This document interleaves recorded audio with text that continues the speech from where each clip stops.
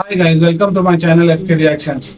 आज जो मैं वीडियो आपके सामने लेकर के आया हूँ उसका टाइटल है famous people who converted to Islam. आइए देखते हैं किस तरह से इन लोगों ने कन्वर्ट हुआ है। तो आइए शुरू करते हैं इस वीडियो को। दोस्तों, क्या आप जानते हैं कि इंडिया की सबसे ब्लॉकबस्टर मूवी केजीएफ के सबसे खतरनाक विलेन गरौड़ा हिंदू मजहब से मस्जिद तक कैसे पहुंच गए और क्या हुआ जब एक ख्वाब देखकर चर्च के पादरी ने अपने समेत 10,000 लोगों को कलमा पढ़कर मुसलमान कर दिया। प्लस किस तरह मुसलमानों को दहशतगर्द समझने वाला एक हिंदू लड़का खुद कलमा पढ़कर मुसलमान हो गया था। आज की इस वीडियो में मैं आपको कुफर छोड़कर इस्लाम कबूल करने वाले दुनिया के सबसे लकी लोगों के बारे में बताने जा रहा हूं। तो शुरू करते हैं अपना काउंटडाउन।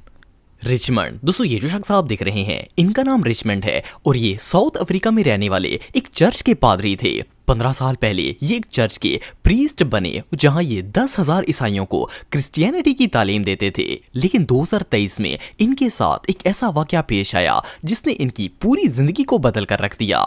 एक दिन ये अपने रूम में सो रहे थे कि इन्होंने ख्वाब में एक अजीब सी आवाज सुनी। इसमें इन्हें कहा जा रहा था कि अपने तमाम स्टूडेंट से कहें कि वो सफेद कपड़े पहन लें। जब इनकी आंख खुली तो इन्होंने सोचा कि सफेद कपड़े तो आम तौर पर मुसलमान ही पहना करते हैं, लेकिन इन्होंने कोई रिएक्शन नहीं दिया और इसे ख्वाब समझकर छोड़ दिया। लेकिन अगली रात इन्होंने फिर से वही ख्वाब देखा और यही अल्फाज सुने। हैरानगी की बात यह है कि तीसरे दिन इन्हें फिर से वही ख्वाब आया जिसमें इस आवाज में काफी ज्यादा गुस्सा भी लग रहा था, जैसे ये आवाज इन्हें ऐसा करने के लिए फोर्स कर रही है। जब ये ख्वाब से बेदार हुए तो इनके दिल पर एक अजीब सी कैफियत तारी हो गई। इन्होंने अपने सारे शागिर्दों को इकट्ठा कर लिया और इनसे कहा कि वो सब कल सफेद कपड़े पहनकर चर्च आएं। इस्लाम के बारे में इब्राहिम ने पहले सुन तो रखा था, लेकिन इस ख्वाब ने इनका दिल इस हद तक बदल दिया था कि जब सुबह इनके 10,000 शागिर्द सफेद कपड़े पहनकर इनके सामने हाल में खड़े हुए तो रिचमंड ने बेसाख्ता इन सब से कहा कि वो चाहते हैं कि इन समेत वो सब लोग भी कलमा पढ़कर मुसलमान हो जाएं। आप बिलीव नहीं करेंगे कि इनके सामने खड़े उन तमाम ईसाइयों में से किसी एक ने भी कोई सवाल नहीं किया और अपने पादरी के पीछे कलमा शहादत पढ़कर सारे के सारे लोग मुसलमान हो गए। ये अल्लाह की कुदरती थी कि ना सिर्फ इब्राहिम बल्कि 10,000 स्टूडेंट किसी को बताए, पूछे या सोचे समझे बगैर ही इस्लाम कबूल करने पर आमादा हो गए। इवन इस नेक काम को सरंजाम देने के बाद इन्होंने अपना नाम इब्राहिम रख लिया और मक्का मुकरमा में हज करने के लिए भी आ गए। इब्राहिम के मुताबिक ये एक मौजज़ा था जिसे अल्लाह ताला ने इनके ऊपर सादर किया और ये सारे के सारे अपने स्टूडेंट समेत मुसलमान हो गए और अल्हम्दुलिल्लाह ये आज भी इस्लाम के दामन में हैं। अशहदु अशहदु अल्लाह ला इलाहा इल्लल्लाह। Best friend of Siddiq, Sayyid As-Salam. Assalamu alaikum. This is the truth. I've got to go. With or without, my people have got to go. I'm following Islam. Ramesh. दोस्तों, रमेश का ताल्लुक इंडिया से है। ये पैदाइशी तौर पर एक हिंदू थे। कहने को तो रमेश हिंदू थे, लेकिन इन्हें अपने मजहब में कोई दिलचस्पी नहीं थी। खास तौर पर जब मंदिर में इंटर होते हुए इन्हें 3-3 घंटे लाइन में लगकर वेट करना पड़ता तो इन्हें हमेशा से ऐसा लगता था कि भगवान या फिर खुदा को इतना भी मसरूफ नहीं होना चाहिए कि इससे मिलने के लिए 3-4 घंटे लाइन में इंतजार करना पड़े। अगर इस्लाम की बात की जाए तो इस्लाम को लेकर रमेश की सोच बहुत ही कंट्रोवर्शियल थी। इन्हें हमेशा लगता था कि मुसलमान दहशतगर्द हैं और जब भी ये किसी दाढ़ी या टोपी वाले शख्स को देखते तो इन्हें ऐसा लगता था कि वो इन्हें गोली मार देगा या फिर बॉम्ब से उड़ा देगा। रमेश शुरू से ही एक क्रिश्चियन स्कूल में पढ़ते थे, इसलिए इन्हें क्रिश्चियनिटी पर काफी बिलीव था। 2017 में जब ये अपने एमबीए से फ्री होकर नया बिजनेस स्टार्ट करने की प्लानिंग कर रहे थे तो एक रात इनके साथ बहुत ही अजीबोगरीब वाकया पेश आया। ये अपने कमरे में सो रहे थे और अचानक इनकी आंख खुली तो इन्हें फील हुआ कि इनकी पूरी बॉडी पैरालाइज थी। इन्होंने अपने हाथों पांव को हिलाने की बहुत कोशिश की, लेकिन कोई फायदा नहीं हुआ। इनकी जबान को छोड़कर पूरे जिस्म पर फालिश पड़ चुका था। ये इतना शदीद डर गए कि खौफ से अपनी खुदाओं को आवाज देना शुरू कर दी, लेकिन फिर भी इनकी बॉडी में कोई मूवमेंट नहीं आई। रमेश का कहना था कि इन्होंने सबसे पहले अपने भगवानों के नाम लिए और फिर जीसस क्राइस्ट को भी पुकार लिया, लेकिन कोई फायदा नहीं हुआ। फिर अचानक से इनके मुंह से अल्लाह अकबर के अल्फाज निकले। हालांकि रमेश को ना तो ये अल्फाज पहले आते थे और ना ही इनका मतलब पता था। इन्हें ऐसा फील हो रहा था जैसे इनकी जबान इन्हें ये बोलने पर मजबूर कर रही है और खुद ब खुद इनके मुंह से ये अल्फाज अदा हो रहे हैं। खैर जैसे ही रमेश ने अल्लाह अकबर पढ़ा, इनकी बॉडी बिल्कुल नॉर्मल कंडीशन में आ गई। इन्हें बिलीव ही नहीं हो रहा था कि ये दो अल्फाज हैं या फिर कोई जादू है। इन्होंने उसी वक्त गूगल पर अल्लाह अकबर का मतलब सर्च किया और पूरी रात अल्लाह और इस्लाम के बारे में पढ़ते रहे। जब सुबह ये उठे तो इनकी पूरी लाइफ बदल चुकी थी और ये कलमा पढ़कर उसी वक्त मुसलमान हो गए। बहरहाल जो भी हो, बेशक अल्लाह ताला जिसे चाहे हिदायत दे देता है। You will not believe, after 15 minutes of this, I was suffering for 15 minutes with this. Approximately 15 minutes, I was just calling out to these people. Nothing worked. And then you will not believe, my tongue said Allahu Akbar and my body completely released.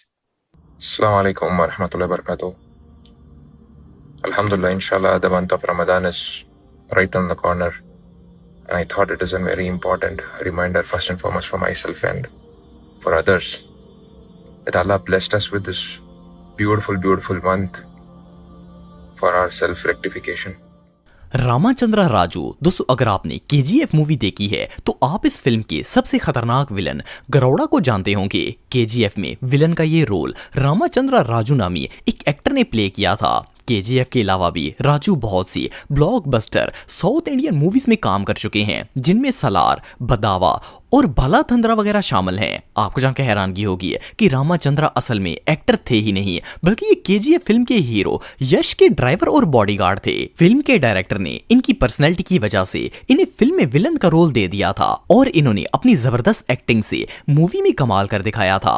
वैसे तो राम मजहबी एतबार से एक हिंदू घर से ताल्लुक रखते हैं, लेकिन इसी साल रमजान के महीने में इनकी एक वीडियो सोशल मीडिया पर वायरल हुई जिसमें ये मस्जिद गए हुए थे और इन्होंने बाकायदा कमीज शलवार और सर पर टोपी भी पहनी हुई थी। ये ना सिर्फ मस्जिद के इमाम और सारे मुसलमानों से मिल रहे थे, बल्कि मुसलमानों ने इनका बाकायदा इस्तकबाल करके इनके सर पर रुमाल भी बांध दिया। सोशल मीडिया के मुताबिक तो इन्होंने इस्लाम कबूल कर लिया है, लेकिन इन्होंने बाकायदा इस बात का कोई ऐलान वगैरह नहीं किया। बहरहाल जो भी हो, मुस्लिम आउटफिट में तो इनका पूरा का पूरा कैरेक्टर ही बदल गया है।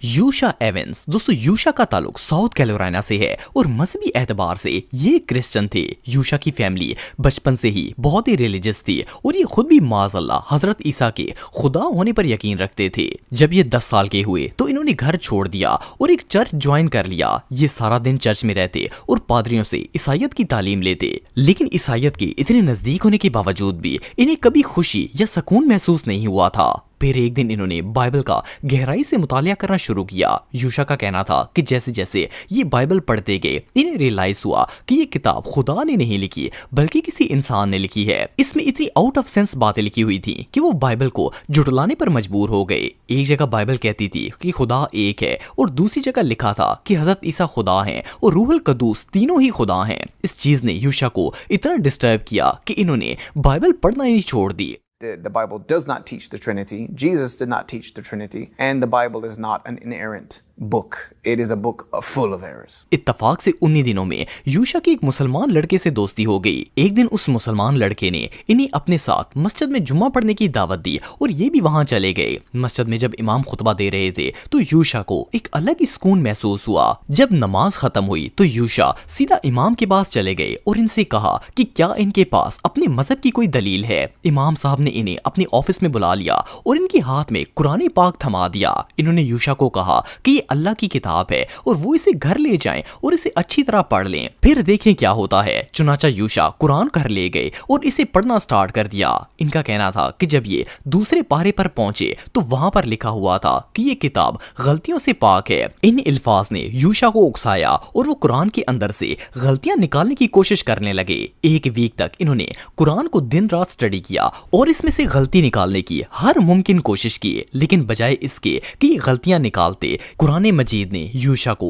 ऐसे ऐसे सवालों के जवाब दे दिए जो इन्होंने जिंदगी भर सोचे भी नहीं थे। खैर कुरान मजीद से गलतियां निकालते निकालते इन्होंने कुरान मजीद को ही सामने रखकर कलमा पढ़ लिया। अगले फ्राइडे जब यूशा दोबारा मस्जिद गए तो वो इस बार एक मुसलमान की हैसियत से नमाज अदा कर रहे थे। अल्हम्दुलिल्लाह यूशा को इस्लाम कबूल किए आज 30 साल गुजर चुके हैं और अल्हम्दुलिल्लाह ये आज भी इस दीन हक पर कायम है। Allah gives anything he wants. He is Al-Ghani. He can give you without thought, without taking anything from his dominion. I accepted Islam when I was 18 years old. And ever since then, I've always tried to make it my goal to help as many people as I can understand the religion of Islam.